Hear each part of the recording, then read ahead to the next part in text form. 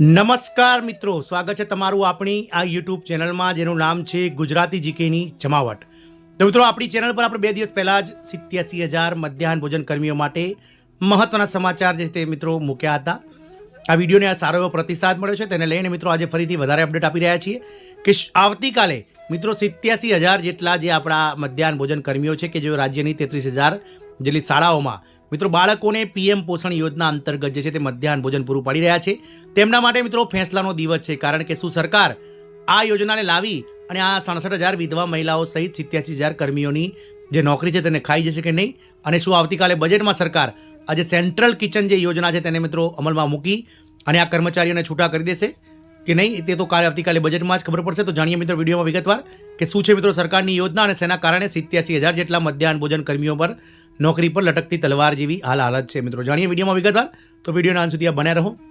જો ચેનલમાં તમે નવા હો તો અમારી ચેનલને તમે લાઇક, શેર, સબસ્ક્રાઇબ કરી બાજુમાં રહેલું બેલ આઇકોન દબાવીને ઓલ નોટિફિકેશન ઓન કરો, જેથી કરીને ચેનલ પર મૂકવામાં આવતા ભરતીઓના નોટિફિકેશન, ભરતીઓના પરિણામ, આવા મધ્યાહન ભોજન, આંગણવાડી વગેરેને લગતા ન્યૂઝ તમને અમારી ચેનલ પરથી સરળતાથી ઉપલબ્ધ થઈ જાય.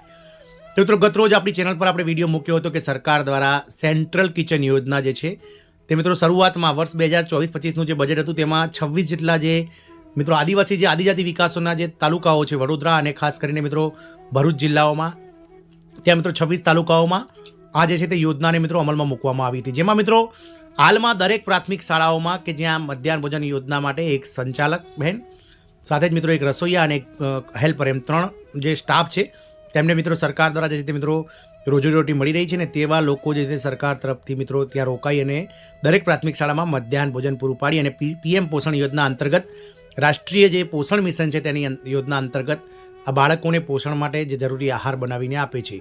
પરંતુ સરકાર દ્વારા આ 26 જેટલા તાલુકાઓમાં ગત બજેટમાં, ગત 2024-25ના બજેટમાં જે છે તે મિત્રો આ યોજનાની જગ્યાએ સેન્ટ્રલ કિચન એટલે કે તાલુકા કક્ષાએ એક સેન્ટ્રલ કિચન યોજના શરૂ કરી અને આ તમામ જે કર્મચારીઓ છે 26 તાલુકાઓના જિલ્લાઓના, તેમને મિત્રો જે 26 તાલુકાઓના જે આવા અધિકારીઓ છે, જે કર્મચારીઓ છે, તેમને છૂટા કરી દેવામાં આવ્યા હતા.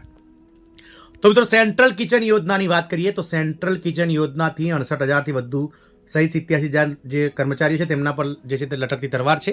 મધ્યાહન ભોજન માટે હવે દરેક શાળામાં કિચન નહીં પણ દરેક તાલુકા લેવલ પર એક સેન્ટ્રલ કિચન કરાશે. મિત્રો આપ સૌને જણાવી દઈએ કે હાલમાં સરકારી પ્રાથમિક શાળાઓની સંખ્યા 33,000 કરતાં વધારે છે ગુજરાતમાં, અને હાલમાં 29,000 કરતાં વધારે જે પ્રાથમિક શાળાઓ છે ગુજરાતમાં તેમની પાસે પોતાનું રસોડું છે. પરંતુ જ્યાં જગ્યાએ સરકારે જે છે કેન્દ્ર સરકારે મિત્રો એવી યોજના, જે સેન્ટ્રલ કિચન યોજના કેન્દ્ર સરકારની યોજના છે, જેમાં જે પ્રાથમિક શાળામાં પોતાનું પાકું રસોડું ન હોય તેવી પ્રાથમિક શાળાઓમાં ખાનગી એજન્સીઓ મારફતે સેન્ટ્રલ કિચન યોજના અંતર્ગત તાલુકા લેવલેથી જે છે તે ભોજન તૈયાર કરી અને શાળામાં પહોંચાડવાની વ્યવસ્થા વાહન દ્વારા કરવાની હોય છે. એટલે કે કોન્ટ્રાક્ટ જે છે તે મિત્રો કેટરર્સવાળાને આપવાનો થતો હોય છે. તો મિત્રો શરૂઆતના બેઝમાં જે છે તે ગુજરાત રાજ્ય સરકાર દ્વારા 26 જેટલા તાલુકાઓમાં જે આદિજાતિ તાલુકાઓ છે તેમાં આ યોજના જે છે તે મિત્રો અમલમાં મૂકવામાં આવી હતી. પરંતુ હવે આશા એવી છે કે આવતીકાલે બજેટમાં મિત્રો આ સેન્ટ્રલ કિચન યોજનાને સરકાર દ્વારા જે છે તે બહાલી આપી દેવામાં આવશે અને રાજ્યના તમામ 248 કરતાં વધારે તાલુકાઓમાં હવે સેન્ટ્રલ કિચન યોજના અંતર્ગત પ્રાઇવેટ સંસ્થાઓ એટલે કે ખાનગી કેટરર્સને મિત્રો આ સેન્ટ્રલ કિચનનો કોન્ટ્રાક્ટ આપી દેવામાં આવશે અને સેન્ટ્રલ કિચન મારફતે તાલુકાની તમામ શાળાઓમાં મિત્રો એક જ રસોડે ભોજન તૈયાર કરી અને પહોંચાડવાની વ્યવસ્થા આજે છે તે એજન્સીઓ દ્વારા કરવામાં આવશે. એટલે કે એક જ ઝાટકે મિત્રો રાજ્ય સરકાર દ્વારા 87,000 જેટલા કર્મચારીઓ જે છે તેમની નોકરી પર જે છે તે મિત્રો કાપ મૂકી દેવામાં આવે તેવી જે છે શંકાઓ સેવાઈ રહી છે, તેવી મિત્રો સંભાવનાઓ છે.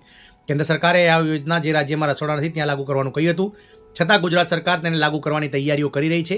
કારણ કે ગુજરાત સરકારમાં આપ સૌ જાણો છો તે પ્રમાણે વર્ષોથી જે છે તે મિત્રો આ શોષણકારી મિત્રો ફિક્સ પગારની હોય કે પછી કોન્ટ્રાક્ટ કર્મચારી કે પછી આઉટસોર્સિંગ હોય, આ તમામ જે સરકાર દ્વારા જે છે તે કોન્ટ્રાક્ટ આપવાનું જે છે તે ગુજરાત સરકાર દ્વારા ક્યારેય ચૂકાતું નથી. ગુજરાત સરકાર પોતાની જવાબદારીઓમાંથી મુક્ત થવા માટે આવા કર્મચારીઓનો ભોગ લઈ અને કોન્ટ્રાક્ટ પ્રથાઓ જે છે તે અસ્તિત્વમાં મૂકે છે.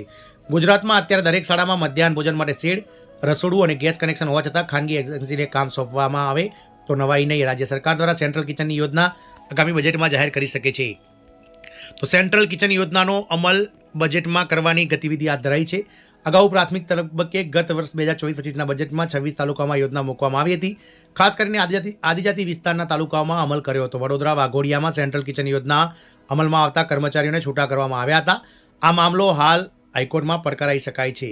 મધ્યાહન ભોજન યોજનાનું 1600 કરોડનું, મુખ્યમંત્રી અલ્પાહાય રોજગારનું 600 કરોડનું બજેટ છે.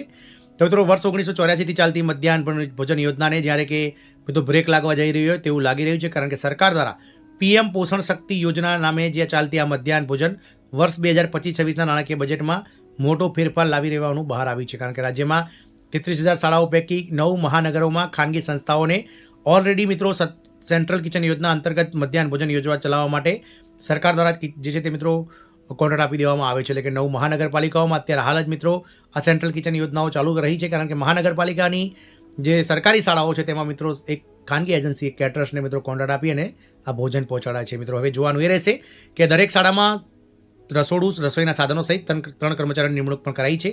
મધ્યાહન ભોજન યોજના માટે શાળાઓમાં રસોડું હોય છે, રસોઈયાના સાધનો વસાવે છે, ગેસ કનેક્શન પણ શાળાએ લીધું હોય છે, જેના માટે 4500ના પગારદારે એક સંચાલક, ₹3,350ના પગારે એક રસોઈયો અને ₹1,500ના પગારે એક હેલ્પર રાખવામાં આવે છે.